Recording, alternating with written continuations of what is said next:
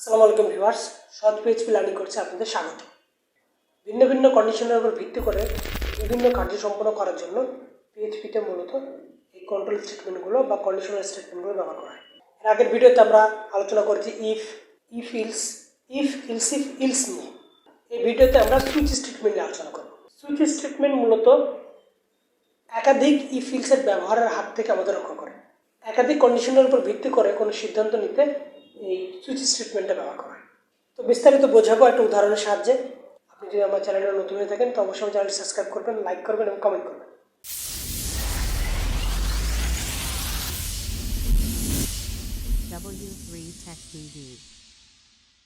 পিএইচপিতে switch statement যেটা করে, এটি মূলত অনেক ইলসিফের ব্যবহার করা হাত থেকে রক্ষা করে।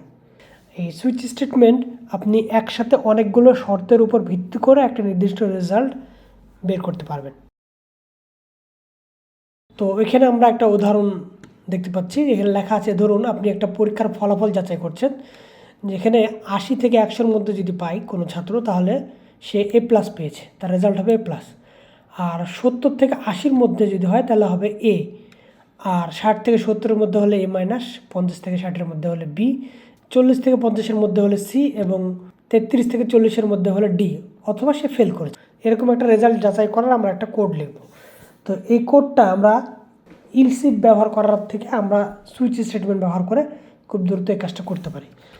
তো এই সুইচ স্টেটমেন্টের জন্য একটা সিনট্যাক্স আছে, আপনাকে সিনট্যাক্সটা মাথায় রাখতে হবে। এটা হচ্ছে তার সিনট্যাক্স,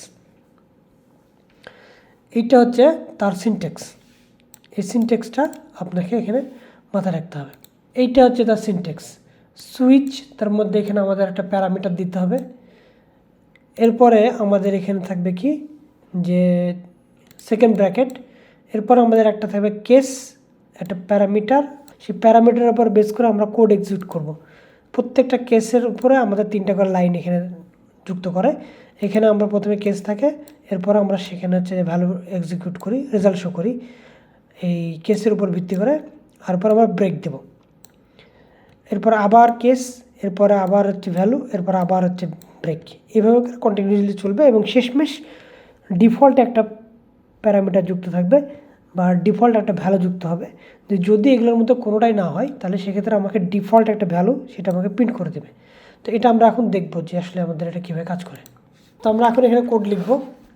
প্রথমে আমরা এখানে একটা ভ্যারিয়েবল নিয়ে নেব, মার্ক। তো এখানে আমরা একটা আনুমানিক, আপনি আপনার পছন্দ মতো একটা মার্ক দিয়ে দেবেন। এরপর আমাদের হবে সুইচ কন্ডিশন। এইটা আপনি আপনার মার্কিংটা আপনি ভেরিয়েবলের মধ্যে যা দেবেন সেটার উপর বেস করে রেজাল্ট আসতে থাকবে। তবে আমাদের এই শর্ত অনুসারে আমরা সুইচ স্টেটমেন্টটা সাজাবো। তারপরে প্রথমে দেবো সুইচ। এরপরে আমরা এখানে আমরা ফার্স্ট ব্র্যাকেট দেবো, এরপর আমরা সেকেন্ড ব্র্যাকেট দেবো। এখন এই সুইচ স্টেটমেন্টের মধ্যে আমাদের প্যারামিটার নিয়ে আসতে হবে। তো আমরা এখানে প্যারামিটার ইউজ করব। এটা এখন আমাদের ভেরিয়েবলটা, এটা আমাদের এখন প্যারামিটার। তো এই প্যারামিটারটা এখান থেকে পোর্টেবল যে মানটা আছে সেই মানটার উপর বেস করে একটার পর একটা রেজাল্টকে যাচাই করবে।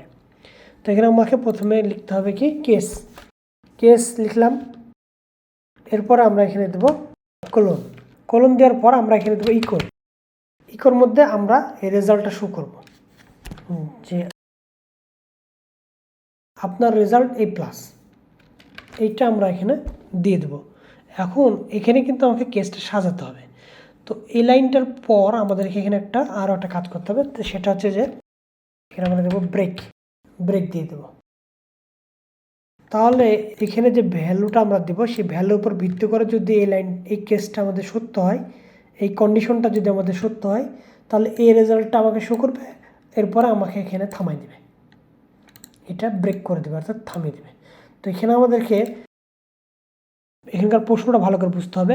80 থেকে 100-র মধ্যে, তো কেউ যদি 80 পায় তাহলে সে A+, আবার কেউ যদি 99 বা 100 পায় তাও সে A+। তো এর জন্য আমাদেরকে এখানে অপারেটর ইউজ করতে হবে। তো আমরা প্রথমে দেব এই মার্ক, যেটাকে আমরা যাচাই করব সেটিকে 80 সমান অথবা 80 থেকে বেশি যদি হয়, তাহলে গ্রেটার দেন ইকুয়াল এই সাইনটা ইউজ করবো। আমরা এই সাইনটা ইউজ করব। এই সাইনটা আমাদেরকে গ্রেটার দেন ইকুয়াল, অর্থাৎ 80 সমান বা 80 থেকে বড়, এটাই আমাকে বলে দেবে। তো আমি দিলাম 80। এর সাথে আমাকে আরও একটা কন্ডিশন সেট করতে হবে, যে 100 সমান অথবা 100 থেকে কম, এটাও আমাকে জানতে হবে। তাহলে এখানে আমার দুটো কন্ডিশন দুটোই কিন্তু আমাকে সত্য হতে হবে। তাহলে আমি এখানে দিলাম অ্যান্ড অপারেটরটা দিলাম, দেওয়ার পরে আমরা এখানে আবার দেবো কি মার্ক। এরপর আমরা লেস দেন ইকুয়াল দেব, লেস দেন ইকুয়াল কত 100, কারণ যেহেতু 100-র উপরে যাবে না মার্ক, তাই 100-র নিচে অথবা 100-র সমান এমন হয়, তাহলে আমাকে এ প্লাস পেয়েছি সেই কথাটা আমাকে বলে দেবে, দিয়ে আমাকে কোডটাকে ব্রেক করে দেবে, আর পিছনে যাওয়ার দরকার নেই। এরপরে আমরা আবার কি করব, প্রথম কেসটা হয়ে গেলে এবার আমরা পরবর্তী কেসে চলে যাব, যেহেতু আমাদের এখানে আরও একটা শর্ত আছে। তো এখানে আবার দিব আমরা কেসের পরে আমরা এখানে ফার্স্ট ব্র্যাকেট দেব, এরপর আমরা এখানে কোলন দেব, এরপর আমরা এখানে ইকো। এখন এই কেসটা আমাকে সাজাতে হবে, তার আগে আমাকে এখানে আবার লাইন ব্রেক দিতে হবে, এখানে আমাকে আবার ব্রেক দিতে হবে, তার আগে আমাকে এখানে একটা ব্রেক দিতে হবে, দিলাম। এখন এখানে আমার কেসটা কি, যে 70 থেকে 80-র মধ্যে যদি হয়, তাহলে এখানে আমাদের মার্ক গ্রেটার দেন ইকুয়াল 70 থেকে বেশি বা 70-এর সমান। আর একটা হচ্ছে কি মার্ক, এখানে কিন্তু 80 হয়ে গেলে কিন্তু আমার এ প্লাস হয়ে যাবে, তাই আমাকে 80-র নিচে ধরতে হবে। তাহলে লেস দেন 80, অর্থাৎ 80-র নিচে হলে আমাকে এ দেখাবে, কারণ যেহেতু এখানে 80 বা 80-র বেশি হলে আমার এ প্লাস হবে, তাই 80-র নিচে অথবা 80-র নিচে এবং 70 ও 70-এর উপরে হতে হবে, এই দুটোই সত্য হওয়া লাগবে, তাহলে সে কী পেয়েছে, এ পেয়েছে। এরপরে ব্রেক, আবার আমাকে লিখতে হবে কেস দেওয়ার পর আবার ক্লোন, এরপর আমরা আবার ইকো দিব, এরপরে আমরা এখানে আমরা দেবো কি আবার রেজাল্ট কি কত হবে, দেখুন এখানে 60 থেকে 70-এর মধ্যে হলে এ মাইনাস, তাহলে 60 থেকে যদি 70-এর মধ্যে হয় তাহলে আমাকে দেখাবে কি এ মাইনাস। তাহলে এখানে আমরা এটাকে আবার সাজাবো, তার আগে আমরা এখানে আবার ব্রেক দিয়ে নেব। এখন এখানে দেখুন আমার কেসটা কীভাবে সাজাবো, আমাকে বলা হয়েছে এখানে শর্তটা 60 থেকে 70-এর মধ্যে হলে এ মাইনাস, তাহলে আমাকে এখানে দিতে হবে গ্রেটার দেন ইকুয়াল 60 অথবা 60-এর উপরে হতে হবে। আরও একটা শর্ত আছে, সেটা হচ্ছে কি মার্ক লেস দেন কত 70-এর নিচেও হতে হবে, তাহলে সে পেয়েছে কি এ মাইনাস, আর 70-এর উপর চলে গেলে কিন্তু এ হবে রেজাল্ট, তাই আমাকে 70-এর নিচে থাকতে হবে।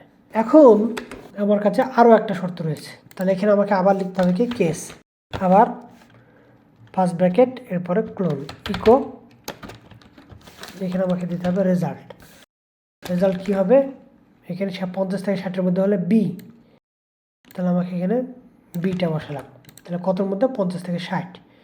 এখন এখানে যে বিষয়টা সেটা হচ্ছে কি আমাকে মার্ক লিখতে হবে আবার গ্রেটার দেন ইকুয়াল 50-এর উপরে অথবা 50-এর সমান, এবং মার্ক আমাকে কত হতে হবে 60-এর নিচে, তাহলে আমাকে মার্ক হতে হবে 50 বা 50-এর উপরে এবং 60-এর নিচে, তাহলে আমার রেজাল্ট আসবে বি।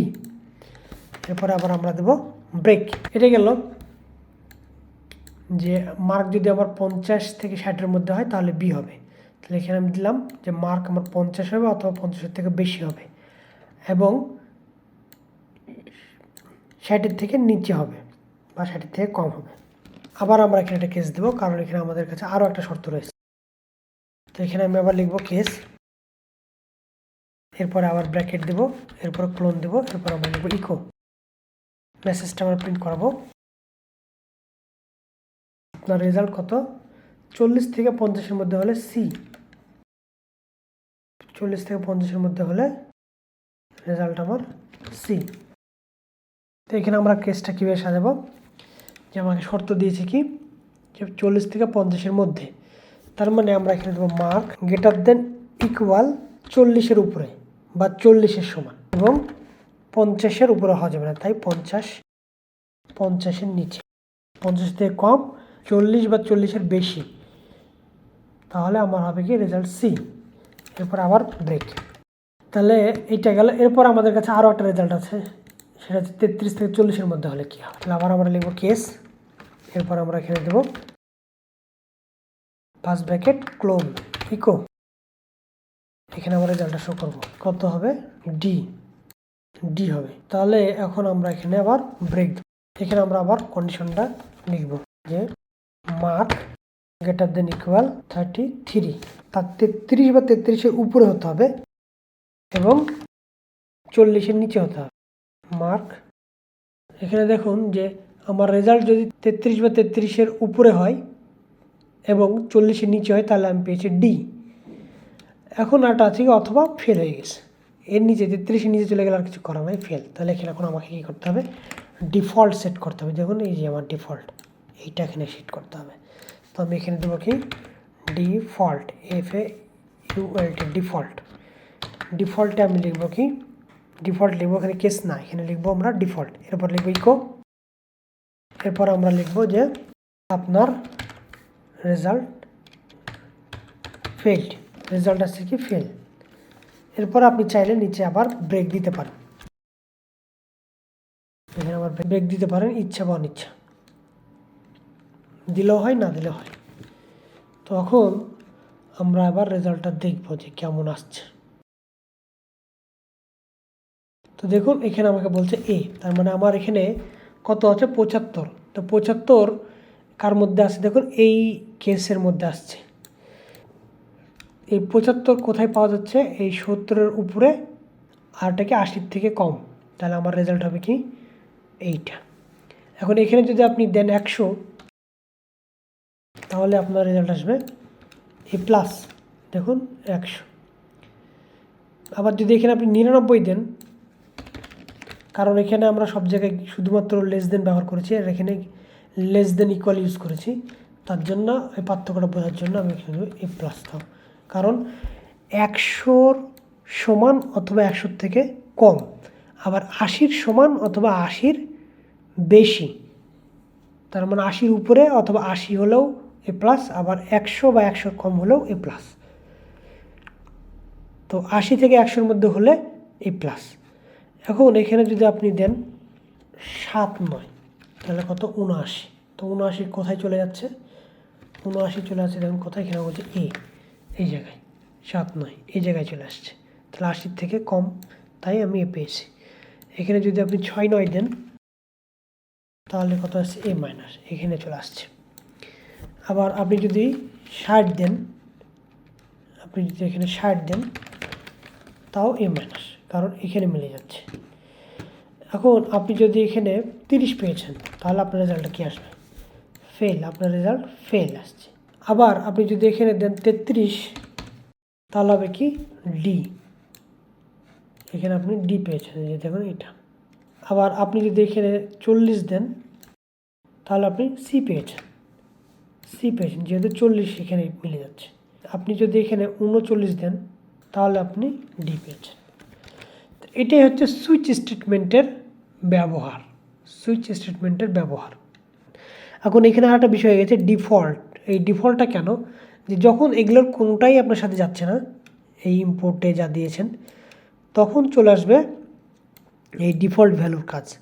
এই ডিফল্টে যা সেট করা থাকবে সেটা প্রিন্ট হয়ে যাবে, যে না আপনি 33-ও পাননি, তার কম পেয়ে বসেছেন, তাহলে আপনি ফেল। এটাই হচ্ছে ব্যাপার। আচ্ছা, আপনি তাহলে এখানে 101 মার্ক, পরীক্ষা তো কখনো 101 পায় না কেউ, হ্যাঁ হয় মার্কটা তো হয় 100-র উপরে, তাই আসলে আমাদের এইভাবে হিসাব হয় না। তো ভিউয়ার্স, এই ছিল আজকের ভিডিওতে। আশা করি আপনি সুইচ স্টেটমেন্ট সম্পর্কে ক্লিয়ার ধারণা পেয়েছেন। সুইচ স্টেটমেন্ট ব্যবহার করে আপনিও একটা সমাধান করে ফেলুন এবং কমেন্ট করে আমাকে জানিয়ে দিন। এতক্ষণ আমার সাথে থাকার জন্য ধন্যবাদ। W3 Tech TV